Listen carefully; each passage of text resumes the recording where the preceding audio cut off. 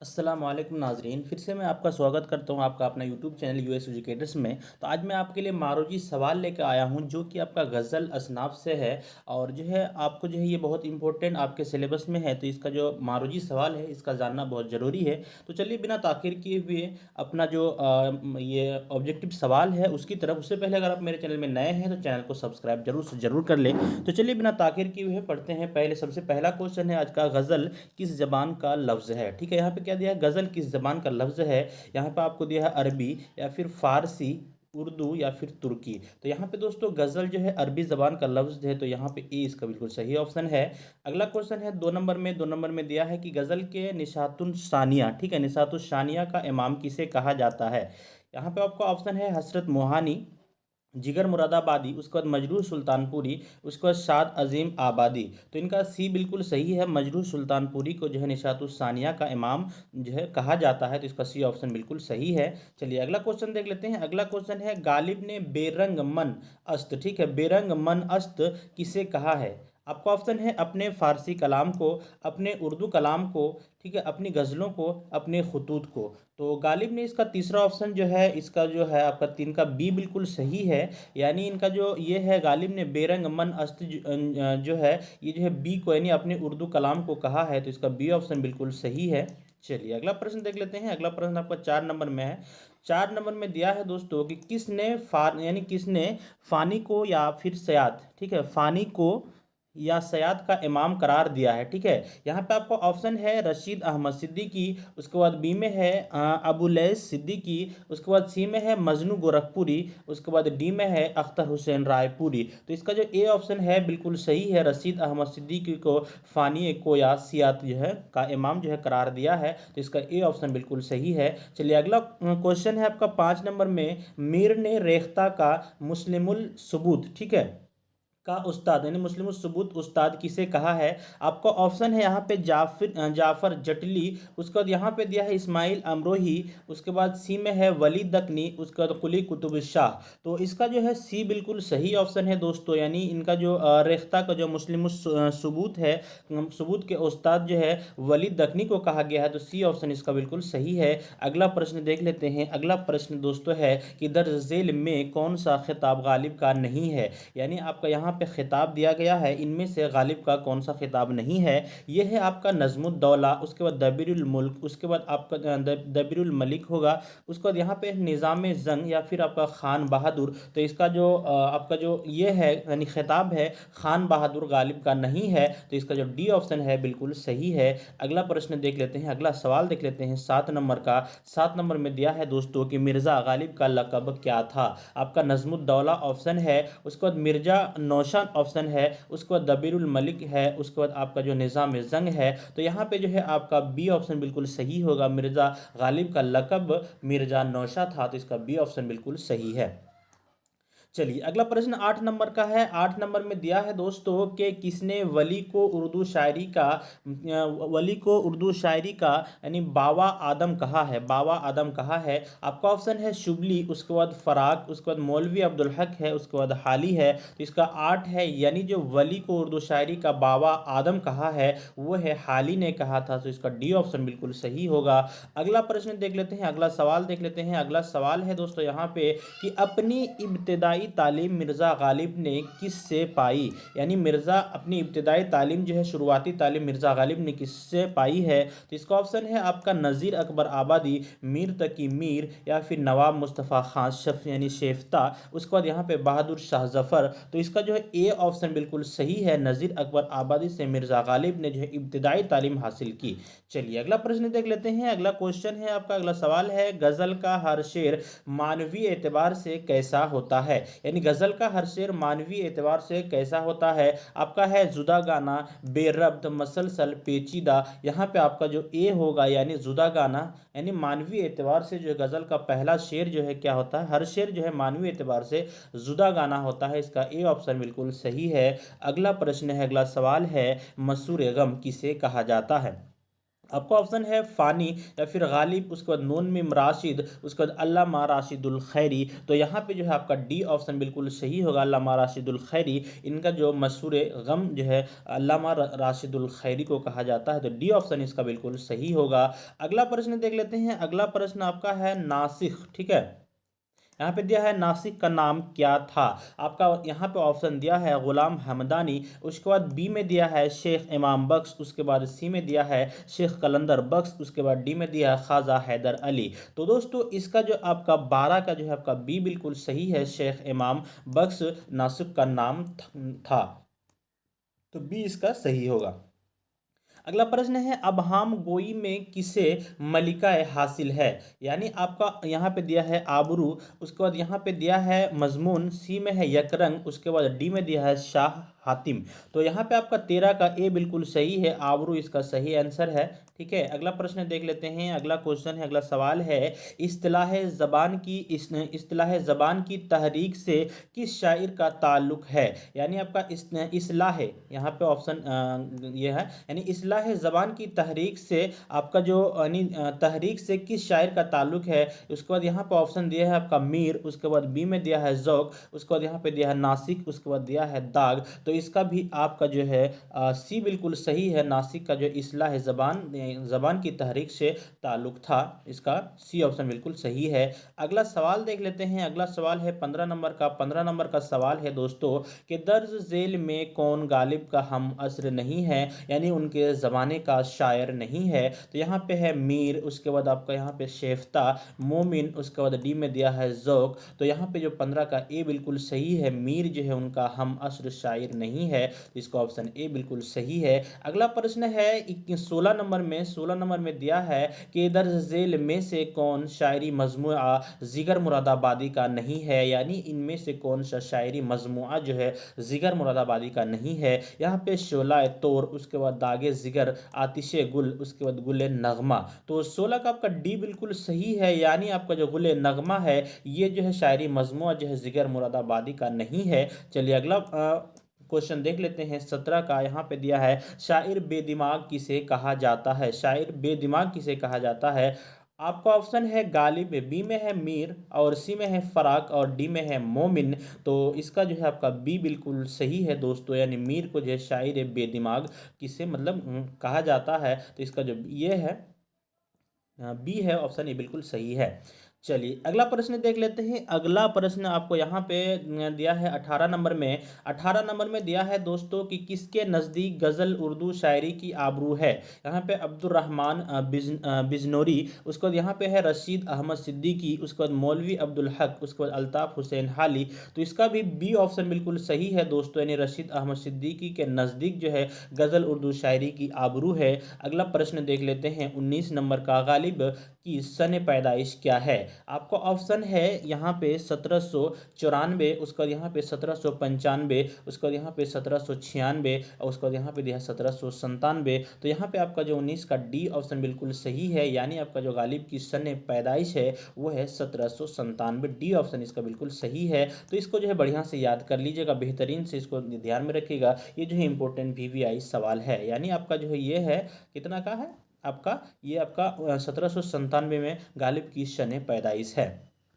चलिए अगला प्रश्न देख लेते हैं। अगला प्रश्न है आपका गालिब की सन वफ़ात क्या है। यानी आपका गालिब के वहाँ पे सन पैदाइश दिया, यहाँ पे सन वफ़ात दिया गया है। तो यहाँ पे सन वफ़ात क्या है आपका, यहाँ पे है 1800, यहाँ पे दिया है 1868 दिया है। उसके बाद यहाँ पे दिया है 1869, उसके बाद 1870, 1871 दिया है। तो इसका जो सन वफ़ात है, यानी गालिब की सन वफ़ात है वो है आपका जो 1800 यानी 69 है, यानी आपका बी ऑप्शन इसका सही है।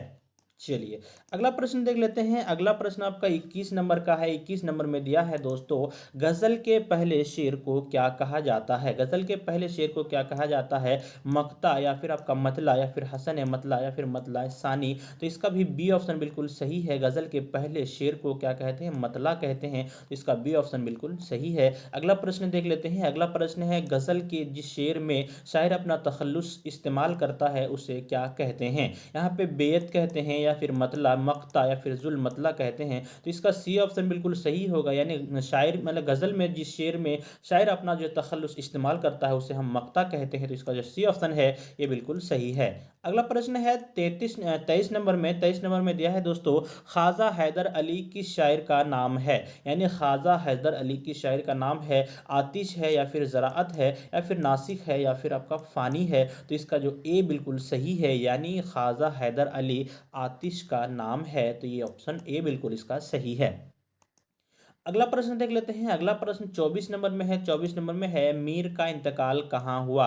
मीर का इंतकाल का मुकाम है मतलब मुकाम कहाँ हुआ, मीर का इंतकाल कहाँ हुआ है। दिल्ली में हुआ है या फिर लखनऊ में हुआ है, फैज़ाबाद में हुआ है या फिर डी आगरा में हुआ है। तो यहाँ पे जो दोस्तों इसका जो बी ऑप्शन है, यानी मीर का इंतकाल लखनऊ में हुआ है। तो इसका बी ऑप्शन बिल्कुल सही है। अगला प्रश्न है, गदर के बाद इन्हितात से गुजरने वाली सिफत यानी सिन्फ कौन सी थी। यानी गदर के बाद इन्हितात से गुजरने वाली सिन्फ कौन सी थी।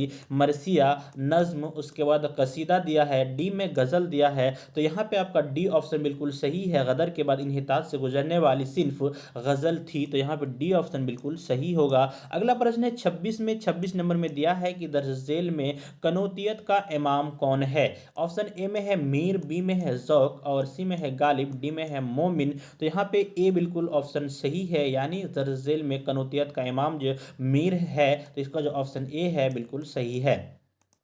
अगला प्रश्न देख लेते हैं। अगला प्रश्न 27 में है। 27 नंबर में दिया है कि वली का दीवान यानी वली का दीवान किस सन में दिल्ली आया। यहाँ पे आपको दिया है 1707, उसके बाद यहाँ पे दिया है 1710, उसके बाद 1715, उसके बाद यहाँ पे दिया है 1718। तो यानी वली का जो दीवान जो है सन यानी 1718 में, यानी 1718 में आया है। कहाँ, दिल्ली में 1718 में आया है। तो इसका जो डी ऑप्शन है ये बिल्कुल सही है। अगला प्रश्न देख लेते हैं। अगला प्रश्न दोस्तों यहाँ पे दिया है, ठीक है, यहाँ पे दिया है, मोमिन की गज़लों में कौन सी खसूसियत पाई जाती है। कौन सी खसूसियत पाई जाती है। तो इसका ऑप्शन है यासीत या फिर फ़िक्र व फ़लसफ़ा, उसके बाद यहाँ पे तारीक़ ख़याल, उसके बाद सोजो गदाज़। तो यहाँ पे आपका जो 28 का सी ऑप्शन है यहाँ पे बिल्कुल सही है, यानी मोमिन की गज़लों में जो है तारीक़ ख़याल यानी पाई जाती है। तो इसका सी ऑप्शन है बिल्कुल सही है। अगला प्रश्न है 29 का, उर्दू का पहला साहब फ़िक्र शायर किसे करार दिया जाता है। उर्दू का जो है पहला फ़िक्र शायर के करार किसे दिया जाता है, यानी फ़िक्र शायर के करार जो है मतलब शायर किसे करार दिया जाता है, यहाँ पे किसे है। ठीक है, तो यहाँ पे मीर है या फिर गालिब, इकबाल, उसके बाद फैज़। तो यहाँ पे आपका जो 29 का बी ऑप्शन है बिल्कुल सही है दोस्तों, यानी उर्दू का जो पहला फ़िक्र शायर किसे जो है करार दिया जाता है तो वो गालिब को करार दिया जाता है। तो इसका बी ऑप्शन बिल्कुल सही है। अगला प्रश्न देख लेते हैं 30 नंबर में, अमीर और दाग के बाद गज़ल की रवायत को किसने आगे बढ़ाया।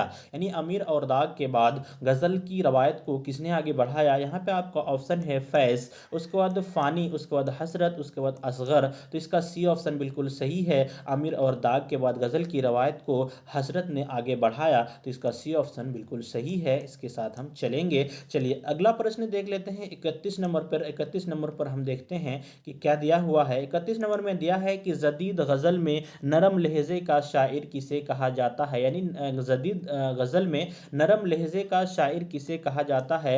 आपका ऑप्शन है फैज़, बी में है हसरत, सी में है असगर, उसके बाद डी में है जिगर। तो इसका सी यानी ए बिल्कुल सही है दोस्तों, यानी जदीद गज़ल में जो है नरम लहजे का शायर फैज़ को कहा जाता है। तो इसका ए ऑप्शन बिल्कुल सही है। अगला प्रश्न देख लेते हैं। अगला प्रश्न यहाँ पे दिया है 32 में, अहमद सिद्दीक किस शायर का असल नाम है। अहमद सिद्दीक किस शायर का असल नाम है। यहाँ पे फ़राग गोरखपुरी, उसके बाद यहाँ पे मजनू गोरखपुरी, उसके बाद यहाँ पे दिया साद अजीम आबादी, उसके बाद डी में दिया है जोश मलिह आबादी।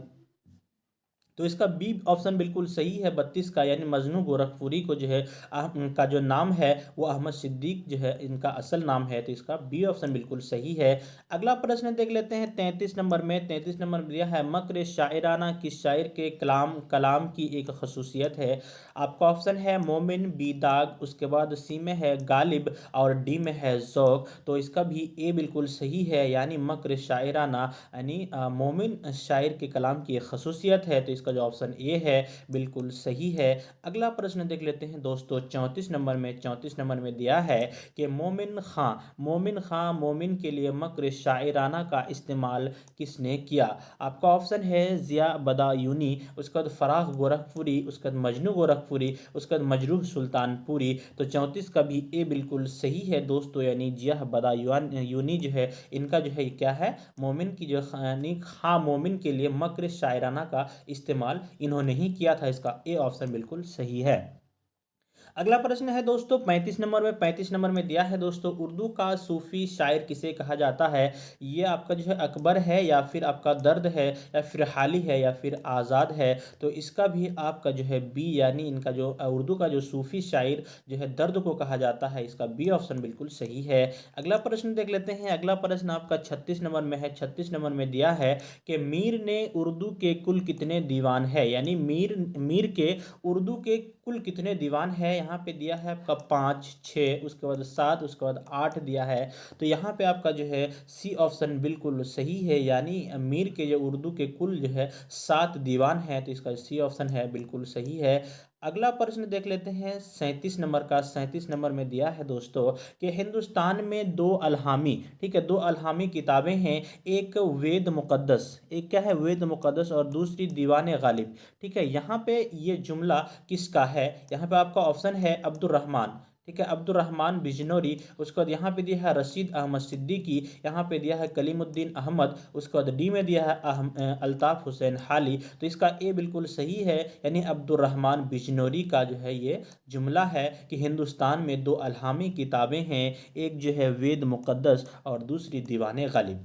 चलिए अगला प्रश्न देख लेते हैं। अगला प्रश्न है आपका 38 नंबर में। 38 नंबर में दिया है दोस्तों कि गज़ल की तहत और किस सिन्फ में इस्तेमाल की जाती है। आपका ऑप्शन है कतआ, मसनवी, कसीदा, या फिर मरसिया। तो यहाँ पे 38 का सी ऑप्शन बिल्कुल सही है, यानी गज़ल की तहत जो है और जो है यानी कसीदा सिन्फ में इस्तेमाल की जाती है। तो इसका ऑप्शन सी बिल्कुल सही है। अगला प्रश्न देख लेते हैं 39 नंबर में। 39 नंबर में दिया है दोस्तों कि तग़ज़ल से किसका ताल्लुक नहीं है।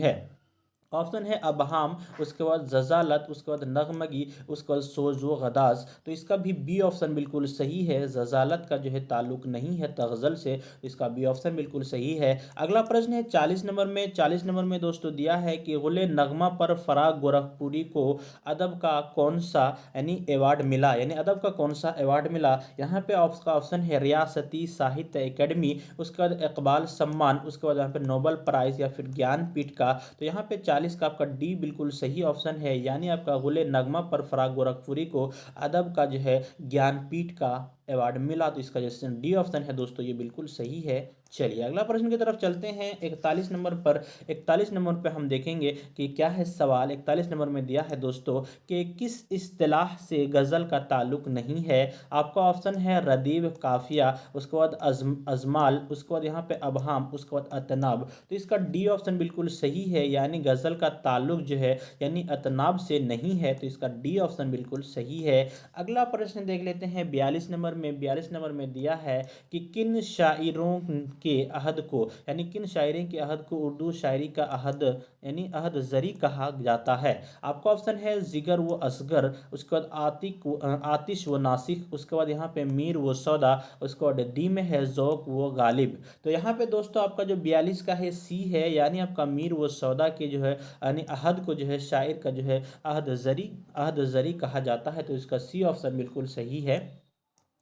चलिए अगला प्रश्न देख लेते हैं 43 नंबर में। 43 नंबर में दिया है दोस्तों मुग़लों ने हिंदुस्तान को तीन चीज़ें दी। मुग़लों ने हिंदुस्तान को तीन चीज़ें दी, ताजमहल, उर्दू और गालिब। यह किसका कौल है।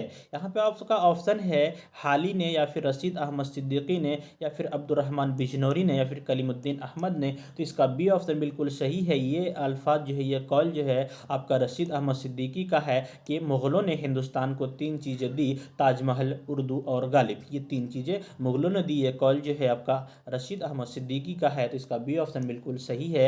अगला प्रश्न देख लेते हैं दोस्तों आपका 44 नंबर में। 44 नंबर में दिया है खुदाए सुखन, ठीक है, खुदाए सुखन ठीक है, किसे कहा जाता है? आपका ऑप्शन है मीर, उसके बाद मिराजी, खुदानुमा, उसके बाद यहाँ पे दिया है गालिब, उसके बाद दिया है ज़ौक़। तो इसका ए ऑप्शन बिल्कुल सही है, खुदाए सुखन जो है मीर को कहा जाता है। तो इसका जो ए ऑप्शन है बिल्कुल सही है। अगला क्वेश्चन है, अगला सवाल है आपका 45 नंबर में। 45 नंबर में दिया है उर्दू गज़ल को नीम नीम वहशी, ठीक है, नीम वहशी सिन्फ़ सुखन किसने कहा? यहाँ पे आपका ऑप्शन दिया है अब्दुर्रहमान बिजनौरी, उसके बाद यहाँ पे ऑप्शन दिया है रशीद अहमद सिद्दीकी, कलीमुद्दीन अहमद, उसके बाद डी में है खलीलुर रहमान आज़मी। तो 45 का आपका सी बिल्कुल सही है, यानी कलीमुद्दीन अहमद ने क्या कहा था? उर्दू गज़ल को नीम वहशी सिन्फ़ सुखन कहा था। तो इसका ऑप्शन सी बिल्कुल सही होगा। चलिए अगला प्रश्न देख लेते हैं 46 नंबर में। 46 नंबर में दिया है दोस्तों कि यहाँ पे दर्ज झेल में से कौन सा शायरी मजमूआ खलीलुर रहमान आज़मी का नहीं है? आपका ऑप्शन है कागज़ी पिरहन, उसके बाद यहाँ पे नया अहदनामा, उसके बाद ज़िंदगी ए ज़िंदगी, उसके बाद यहाँ पे सरवरे ज़िंदगी। तो यहाँ पे आपका सरवदे ज़िंदगी दिया है यहाँ पे, ठीक है। तो यहाँ पे आपका जो है 46 का जो है दोस्तों डी बिल्कुल सही है इसका ऑप्शन, यानी ये जो है सरवदे ज़िंदगी है। तो इसका डी ऑप्शन बिल्कुल सही है। चलिए अगला प्रश्न देख लेते हैं 47 नंबर का। 47 नंबर का दिया है कि गज़ल में मतला के बाद आने वाले शेर के दोनों मसरे हम रदीफ़ और हम रदीफ़ व हम काफ़िया हों तो इसे क्या कहा जाता है? यानी आपका इसमें ऑप्शन दिया है मतला या फिर हसन मतला या फिर बेत, ठीक है, या फिर मक्ता। तो इसका जो है बी ऑप्शन यानी आपका जो यहाँ पे दिया है, यानी गज़ल के मतले के बाद आने वाले शेर के दोनों मिसरे हम रदीफ़ व हम काफ़िया, ठीक है, दोनों मिसरे हम रदीफ़ व हम काफ़िया हों तो इसे जो है हसन मतला कहते हैं। तो इसका जो बी ऑप्शन है बिल्कुल सही है, ठीक है, इस बात को आप ध्यान में रखिएगा। चलिए अगला प्रश्न देख लेते हैं। अगला प्रश्न आपका है 48 नंबर में। 48 नंबर में दिया है दोस्तों कि शबाने हिजरा, ठीक है, शबाने हिजरा, उसके बाद दराज दराज चुजुल्फ व रोज़ वसलत चूँ उम्र कोता, ठीक है। उसके बाद यहाँ पे है सुखी प्या को जो मैं ना देखूं तो कैसे काटूं अंधेरी रतियाँ, इब्तिदाई ज़माने में लिखी जाने वाली गज़ल का ये शेर किसका है? यहाँ पे ये शेर दिया है और यहाँ पे पूछा गया है तो ये शेर जो है किसका है? तो ये इसका जो ऑप्शन है यहाँ पे आपका दिया है मसूद साद सलमान, उसके बाद यहाँ पे दिया है बी अमीर खुसरू, उसके बाद सी में दिया है कुली कुतुब शाह, उसके बाद यहाँ पे दिया है वली दकनी। तो यहाँ पे आपका जो 48 का दोस्तों यहाँ पे बी ऑप्शन बिल्कुल सही है, ये अमीर खुसरू का जो गज़ल का जो शेर है। तो इसका जो बी ऑप्शन है बिल्कुल सही है। अगला प्रश्न देख लेते हैं। अगला प्रश्न दोस्तों यहाँ पे दिया है कि दर्ज झेल में से कौन सा शायर वली दकनी का हम असर नहीं है, यानी उसके ज़माने का नहीं है? यहाँ पे आपका दिया है नाजी, उसके बाद यहाँ पे दिया है आबरू, उसके बाद आरजू, उसके बाद ज़ौक़। तो यानी यहाँ पे दिया है वली दकनी के हम असर यानी उनके ज़माने का शायर ज़ौक़ नहीं है। तो इसका डी ऑप्शन बिल्कुल सही है। अगला प्रश्न है 50 नंबर का। 50 नंबर का दिया है कि दर्जेल शायरों में से किसका ताल्लुक दिल्ली से है? आपका ऑप्शन है नासिक, दर्द, उसके बाद यहाँ पे दिया है आतिश, उसके बाद यहाँ पे दिया है मुसहफ़ा। तो यहाँ पे आपका जो है दिया है आपका बी में, यानी आपका जो दर्द का ताल्लुक जो है दिल्ली से है। तो इसका जो बी ऑप्शन है बिल्कुल सही है। तो दोस्तों आपको वीडियो कैसी लगी, अच्छी लगी तो प्लीज़ लाइक करें, शेयर करें और चैनल को सब्सक्राइब जरूर करें और वीडियो को जरूर से जरूर शेयर करें ताकि जो हमें मोटिवेशन मिले और जो है आपको जो है तैयारी करा सकूँ। ठीक है दोस्तों, आप लोग कमेंट के माध्यम से बताएं, आप लोग जो है कमेंट के माध्यम से जरूर बताएं। तब तक के लिए मिलते हैं कल अगली क्लास में, तब तक के लिए अस्सलामु अलैकुम।